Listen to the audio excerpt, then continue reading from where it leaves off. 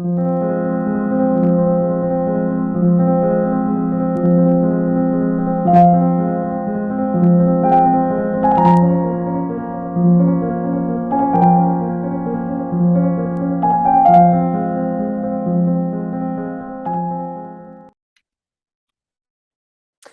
afternoon. I'm here with Jennifer Martelli, the author of The Queen of Queens, put out by Bordighera Press, and it came out in April of this year, 2022. So thank you, Jen, for meeting so we could discuss your incredibly important book. Thank you so much, Annie, for inviting me to talk about it. Well, I would like to start by saying this is the most important book I have read this year. Oh my gosh, thank you so much for saying that. Thank you. Maybe the most important feminist poetry that I have read in 10 years. It has opened me up. It has made me able to question things in my own life as a poet. So I would like to start with this one line in your poem, and it is on page 44 in the poem Self-Portrait as a Half-Dead Cherry Tree Outside the Bedroom Window. Yeah. And the line is, or the two lines are, how do we survive sadness? Like a dream, is my sadness only interesting to me? So I'd like to start there. Like, there's a lot of sadness in this book. Right. And yeah, sadness for me, that's the hardest emotion, to sort of carry sadness. I'd much rather be angry, which I am too at the time. But I think especially for in my experience, let me say this, starting from the mid teens of the 2000s. A lot of trauma came to the surface, and it was reflected by outwardly what was the political landscape, but there was a lot of sadness with that too. This came after the death of both my parents, getting older, my kid, all those normal sadnesses, but my kids going off, and and all that. But in regards to the book, this book started before COVID, and it was finished up, during COVID, while we were still locked down. I don't want to call it a COVID book, though. There's nothing wrong with a COVID book, but I feel that whole experience brought a lot of sadness. I mean, to me, and I think to the world. I mean, we lost millions of people. And then, this book also talks about, generational trauma, too. And there's a sadness that goes along with that. How do I, metabolize my hurts, or wounds. And then it comes down to, that this gets into a more poetic question too. In a way, who cares? Like, why am I writing this? Why would somebody else care about my sadness when everybody has sadness? When somebody wants to tell you about a dream that they had, I don't really care about it unless I'm in it, So there, there's some presumption with that too. So I'm glad you picked those two lines, though. Yeah, I mean, sadness is it's a feeling, and I think many times it gets confused with depression, yeah, which is an illness. But sadness, it comes and it goes. Right. So if I can piggyback on the sadness and go to page 53, because I just want to use these as themes. Yeah. Or I'm sorry, not 53, 58. And the poem is, when was my anger conceived? Yeah. That last stanza, that year, 1984, my aunt said she wouldn't vote for anything that menstruated, could get pregnant, could bear a child. And I mean, the poem asks about the speaker, like, where's my anger coming from? Right. And then to end there, and then the book, The Queen of Queens, the year 1984, and of course, Geraldine Ferraro. So Right. Right. is that the jumping off point? Is that the poem that really jumps us into this trajectory in the book of Geraldine Right. Ferraro, the beautiful pearls, and all these examples of how women hate other women? Yeah. And how they will That not was listen to them. That was the most shocking thing to me. I mean, I was in 1984. I was just graduating college. This was my second presidential election where I could vote, and I wasn't an overly political person then at all. I tended. I mean, my politics have always been pretty, on the left. But I mean, I voted. That's what I did. But what was shocking, I was so excited. Here's this woman, and she's going to be, she's, on this ticket, that we just hadn't seen before, and how many women, relatives of mine included, and women my age, younger women too, just they're like, I just can't vote for a woman. Just can't do. And then, I mean, that was echoed, in 2016. I mean, I heard those same things, and I'm hearing them now, which is, about Kamala Harris. But in 2016 with Hillary Clinton, it's just something. Not that woman, not that one, but that it's always not that woman. So yeah, when I started to explore this theme,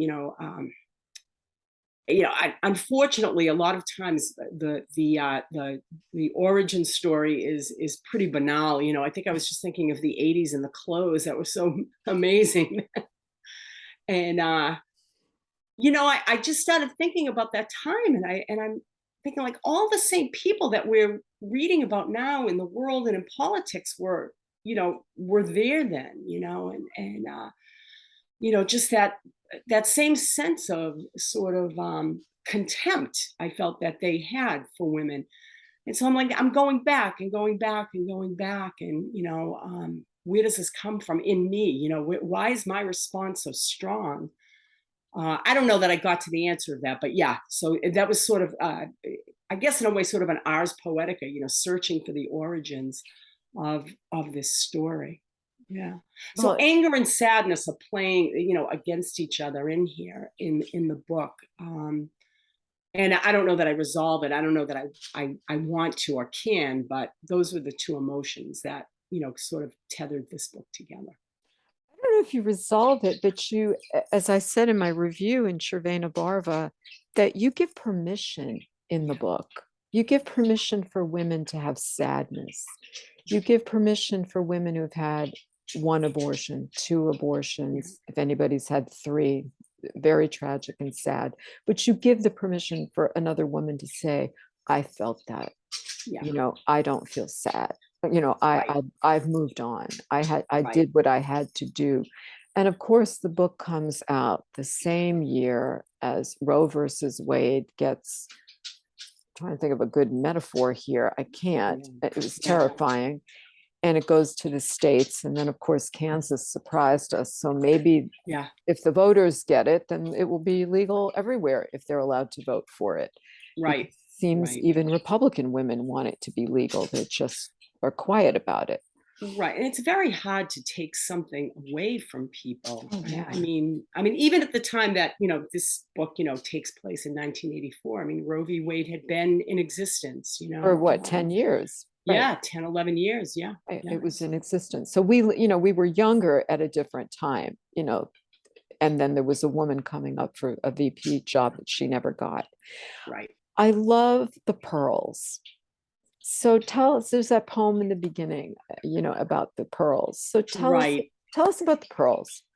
Well, as I say, the image of the pearl just came, from really sort of banal beginnings. I mean, just that was a fashion statement. I don't know if you remember. I mean, Madonna crawling across the stage, and she had the strands of pearls. I think that's in one of the poems there.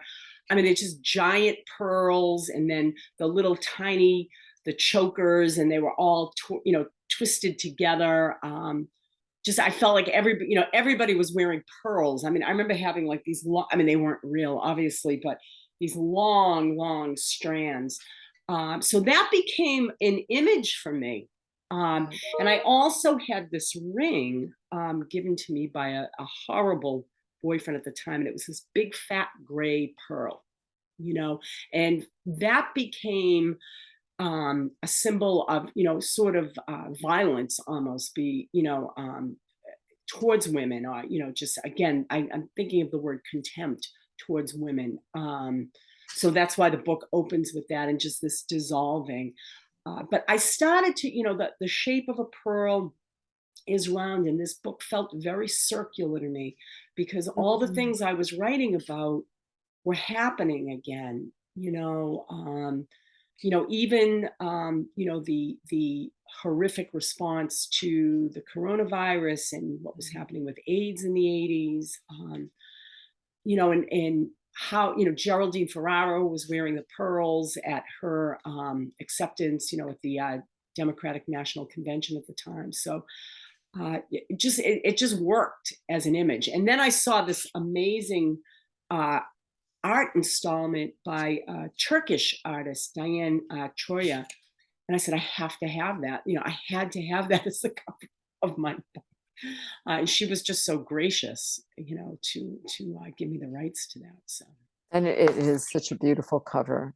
Yeah, just beautiful. So I'm assuming Geraldine Ferraro is the Queen of Queens, right? Because that was an actual moniker when Mario Cuomo was. I'll tell a funny story about this.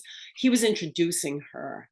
And he called the proud boast of the Empire State, the Queen of Queens, and because that's where she was living, and I loved that title, and it meant so many things, to me. But that he called her that.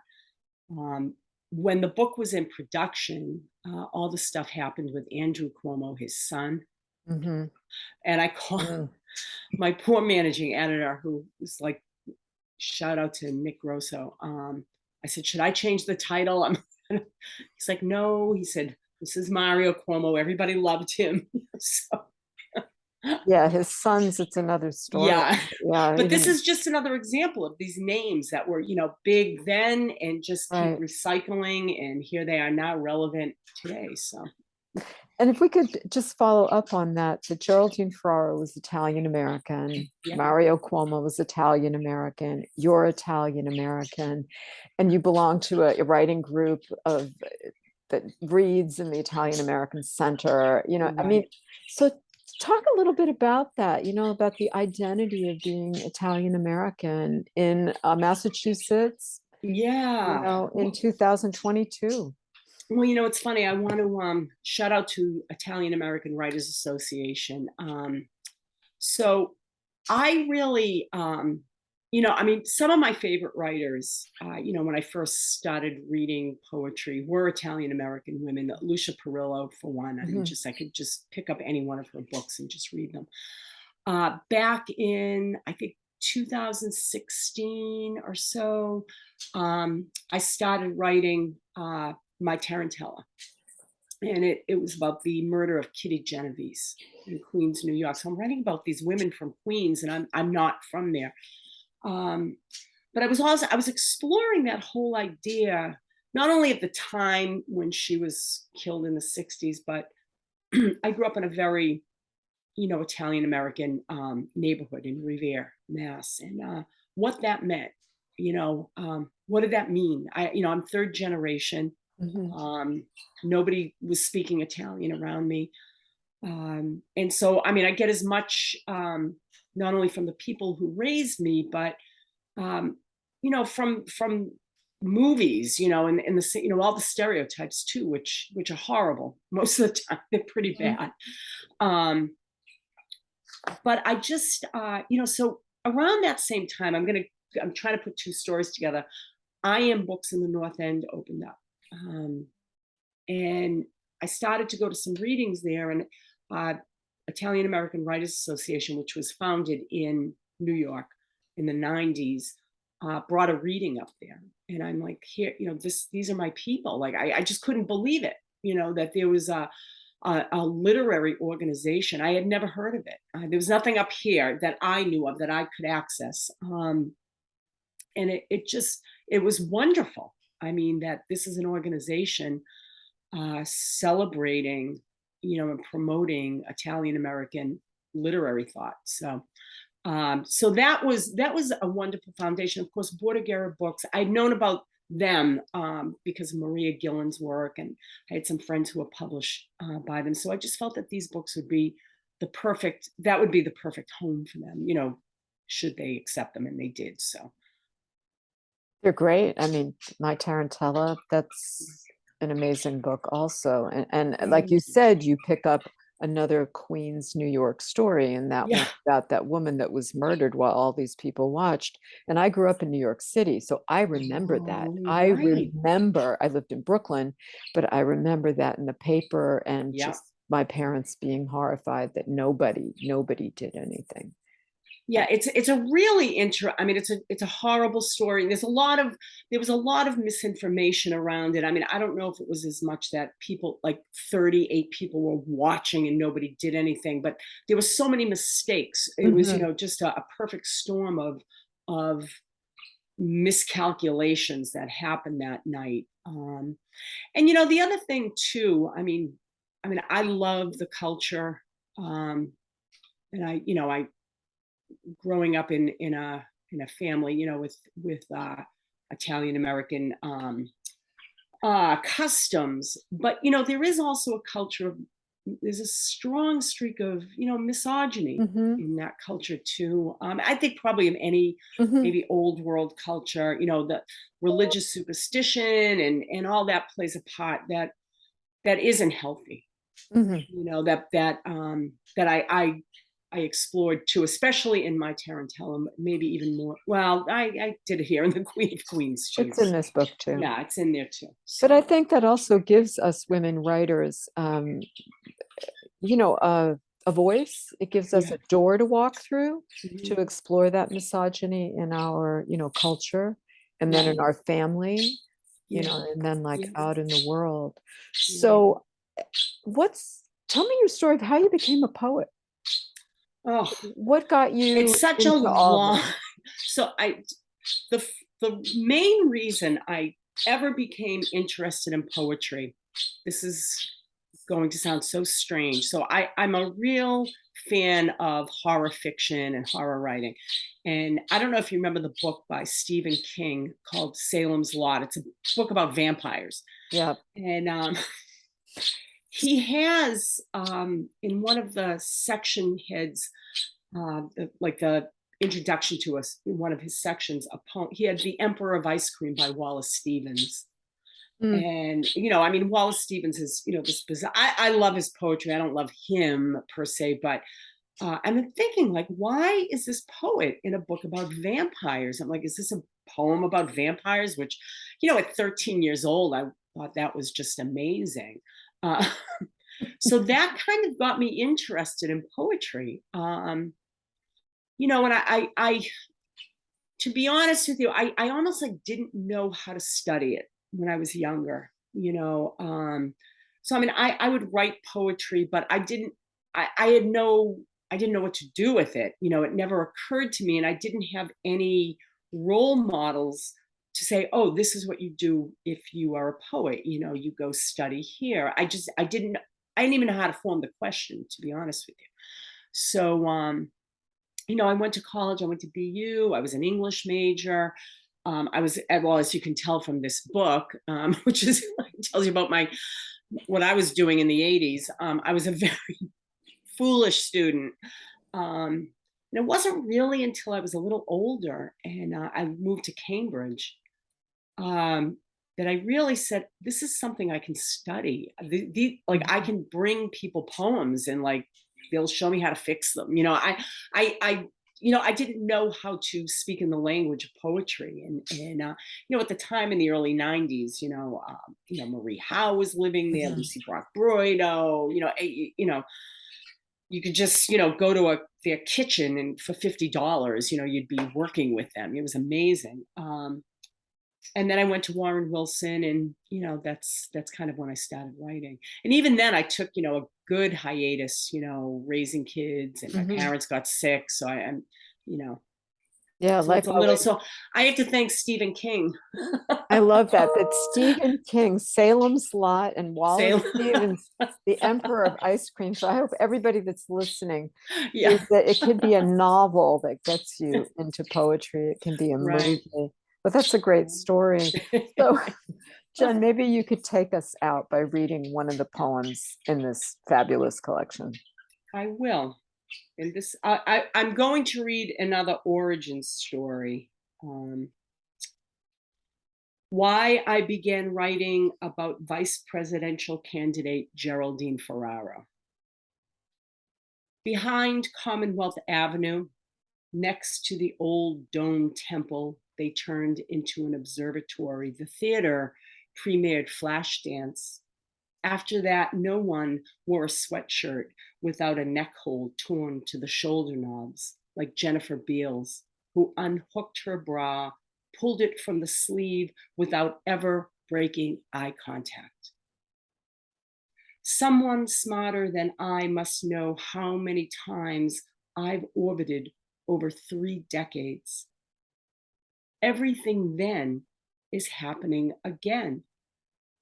Back in the 80s, a rich man raped his first wife, and now I have to look at his face every day. Last night, I streamed Jennifer Beals on all my devices. How I love her every move. Of course, she was a welder during the daytime.